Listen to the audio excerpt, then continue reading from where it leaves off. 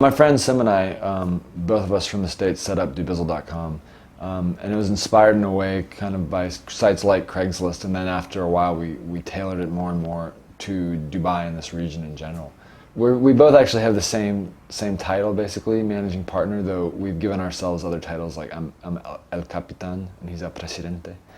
But the reason I came here was actually in the region working for another company. I was in Kuwait, and anytime you get anywhere near Dubai, it's kind of like this magnetic force, and everyone talks about Dubai and all the business that's going on in Dubai and how fast it's growing and all of that.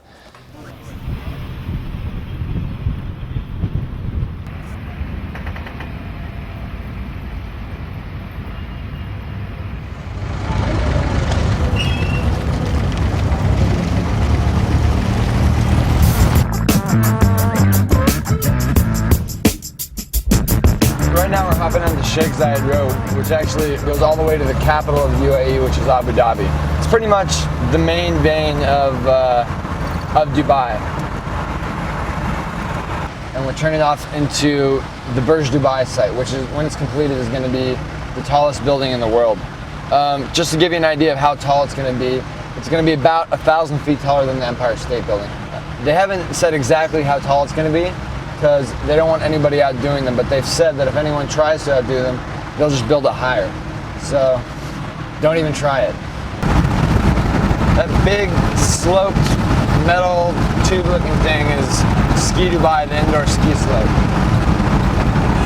Since we've no place to go, let it snow, let it snow, let it snow. It doesn't show signs of stopping, and I brought some corn for popping. Lights are turned down low. Let it snow, let it snow, let it snow. Fitting with Dubai's obsession with superlatives, of course, here in the only ski slope in the desert, we have to have the tallest ice sculpture in the world. It is pretty tall, about 2 stories. Fire is slowly dying, and my dear, we're still goodbying. As long as you love me so, let it snow, let it snow, let it snow. But of course, Dubai is really known for year-long sunshine, so the beach is really where it's at.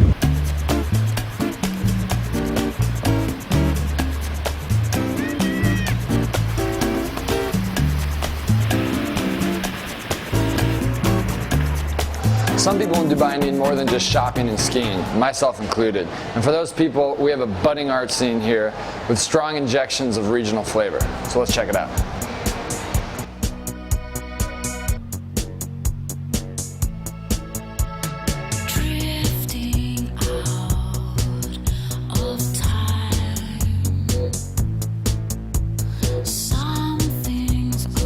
So obviously kind of a big issue, especially discussed in the Western world about the Gulf area, is cultural censorship. The whole issue of censorship is a sensitive one and is a gray area in terms of the fine arts. We definitely will not show nudes, for example. I mean, that's like the most obvious sort of censorship, if you like. But there is censorship to a certain extent that is not so obvious, that is more subtle, that could be political, religious, or any controversial issues like that. We try to stay away from.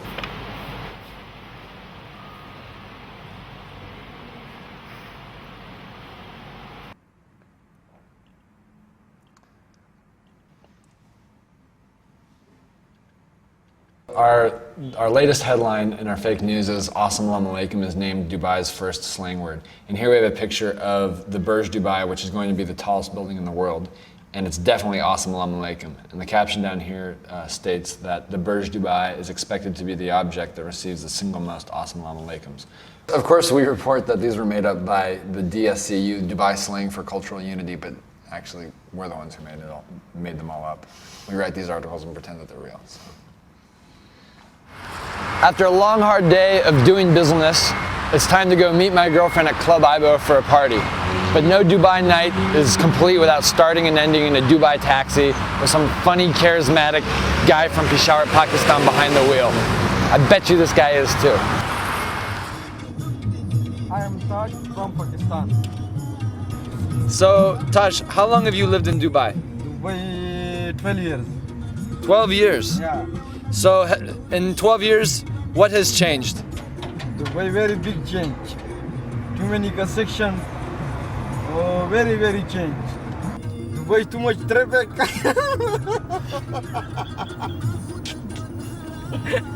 This problem. This okay, but this dance okay. Come on, Taj, your turn. No, I'm dreaming. Where dance? هذا أمريكي جنانا واجد مشكلة. See you later, Taj. Okay, bye bye. You very nice guy.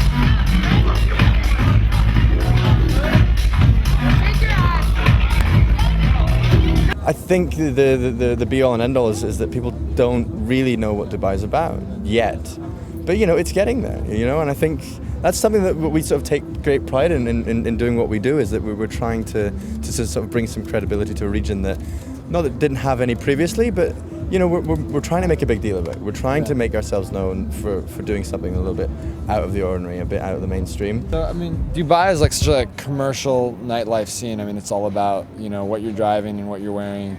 And, you know, if you're just kind of following the herd, and this is kind of stands in the face of that.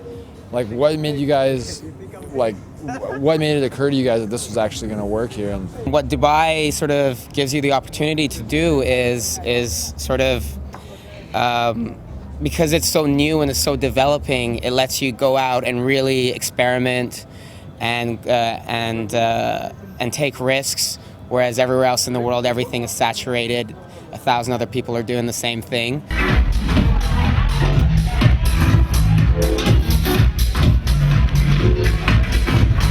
I mean, IBO reminds me a lot of you know, clubs, and you know, I don't think there's a big difference between clubs over here and clubs in, you know, New York, Los Angeles, Montreal. Dubai reminds me a lot of LA. It's spread out, you know, highways, lots of stuff to do, and to be honest with you, I was really impressed. I wasn't expecting what I saw in tonight, you know. Yeah. As far as sound system, dance floor, the people around, you know. right. And it has changed a lot. I mean, I got pictures from Dubai when it was still a desert.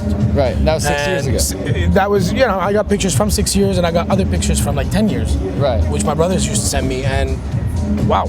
Yeah. You know, and I got friends who go back and forth between Dubai and Montreal every couple of months, and they say, you know, they go there for 2 months, they come back, and the city has changed. Right.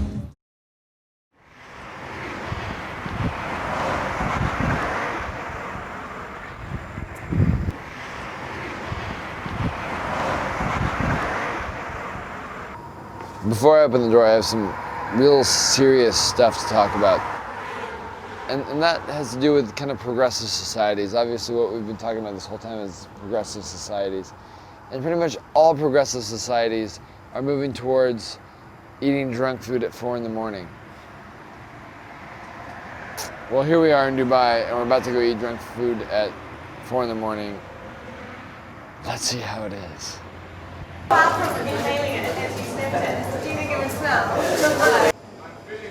What's that? Say that again. The Lebanese/Jewish bagel. Shh. These are all like really kind of like Syrian sweets, but you know, Lebanon likes to think that they're Lebanese sweets. These things are the best right here. Pistachios. They're the ones. Syrians are really the ones who kind of like innovated and kind of revolutionized the idea of pistachios in dessert. There's a guy back here who heard me say it was like Syrian. He's pretty pissed off. So hey, these sweets, are they Lebanese or Syrian? Lebanese. But did Syria invent them and then Lebanese copied them? Same, right? Syrian.